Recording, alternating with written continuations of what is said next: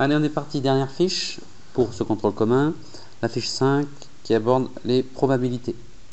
Alors, les probabilités, ce qu'il faut connaître surtout, donc c'est nouveau de cette année, donc ce qu'il faut connaître donc essentiellement, c'est le vocabulaire. Ce que c'est qu'une expérience aléatoire. Une expérience aléatoire, c'est une expérience tout simplement liée au hasard.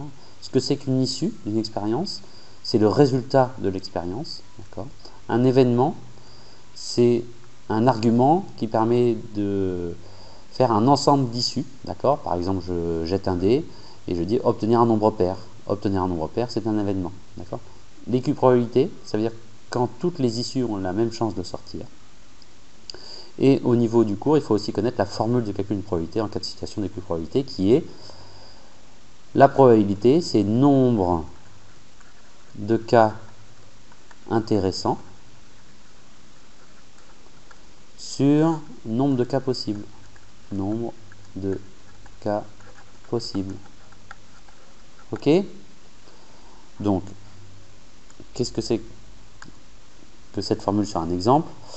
Je jette un dé. Dé à 6 faces. D'accord? Tac, tac, le petit dé qui va bien. Pouf, pouf. 1, 2, 3, 4, 5, 6 derrière. D'accord? La probabilité d'obtenir le nombre 2, c'est quoi? Eh bien, une seule face qui m'intéresse sur les 6 faces possibles. D'accord? La probabilité d'avoir un nombre pair, j'ai combien de chances? Le pair, c'est quoi? C'est 2, 4, 6. D'accord? Donc, ça me fait 3 faces intéressantes sur les 6 possibles. D'accord? Je vous rappelle que 1 sixième ou 3 sur 6, ce sont des fractions. Donc, rien ne m'empêche de calculer 3 divisé par 6 et d'écrire que la probabilité, c'est égal à 0,5. D'accord? Voilà. Donc, on aborde les petits exercices faciles. On a donc des boules. D'accord, j'en ai 8. 4 rouges, 4 bleus, avec des lettres dessus. Ok. Et je vais choisir une boule au hasard. Je vais tirer une boule au hasard. Si je m'intéresse à la lettre, d'accord, quelles sont les issues possibles? Eh bien, je peux avoir la lettre A, B, C, D, E, F, G, H. D'accord, ce sont les résultats possibles. La couleur ne m'apporte pas. D'accord. Je peux proposer un événement. Un événement qui est lié à ce qui m'intéresse. D'accord. Par exemple, obtenir une voyelle, obtenir une consonne. D'accord. Je ne dis pas obtenir une boule rouge, puisque ce qui m'intéresse, encore une fois, c'est la lettre. D'accord. Maintenant, si je m'intéresse à la couleur, quelles sont les issues possibles? C'est-à-dire, qu'est-ce que je peux avoir comme réponse? Eh bien, ou bien j'ai une boule rouge, ou bien j'ai une boule bleue. D'accord. Donc, c'est rouge ou bleu. Proposer un événement, eh bien, obtenir une boule rouge. Ça, c'est un événement. Obtenir une boule bleue, ça marche aussi. D'accord. Donc, ça, c'était vraiment pour travailler le vocabulaire.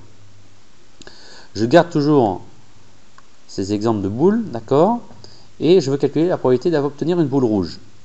Donc, probabilité d'avoir une boule rouge, nombre de cas intéressants sur nombre de cas possibles. Nombre de cas intéressants, j'en ai 4.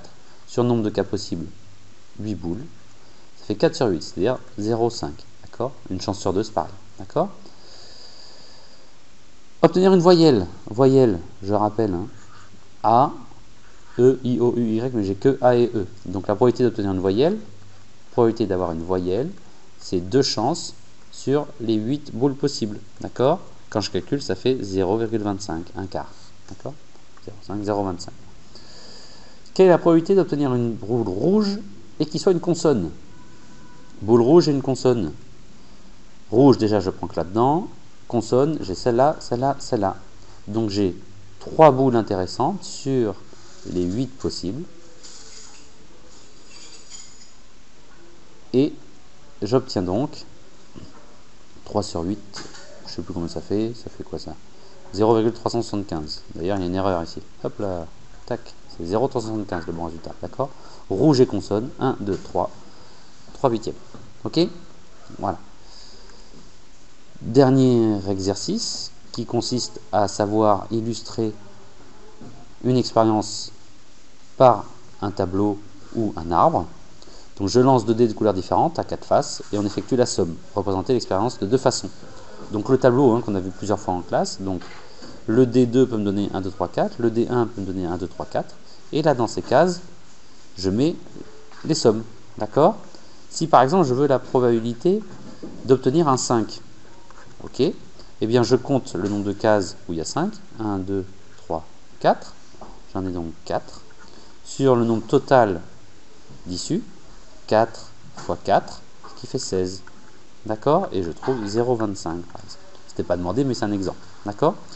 Je peux aussi représenter la situation par un arbre en disant, donc je pars d'ici, le D1 peut me donner 1, 2, 3 ou 4 comme possibilité. Et quand j'ai obtenu 1 au D1, au D2 peut me sortir 1, 2, 3, 4. D'accord? Le D, quand j'ai obtenu 2 au D1, je peux encore à nouveau 1, 2, 3, 4. Okay? Et ici, si vous voulez, je peux faire figurer les résultats. Là, j'obtiens 2. Là, j'obtiens 3. Là, j'obtiens 4. Là, j'obtiens 5. Si par exemple, on veut recalculer la probabilité d'obtenir un 5 avec l'arbre, d'accord? Qu'est-ce que je fais? Je repère partout où il y a un 5. Il y a un 5 ici. Il y a un 5, 2 plus 3, il y en a un là. Il y a le 3 plus 2, donc il y en a un là. Et il y a le 4 plus 1 ici. Donc j'ai 4 chances. Je suis 1, 2, 3, 4. 4 chances. Sur combien? 4 plus 4 plus 4 plus 4 sur 16. D'accord? C'est la même chose. 4 sur 16, 4 sur 16. D'accord? Bon, eh bien voilà. Bon courage pour le contrôle commun.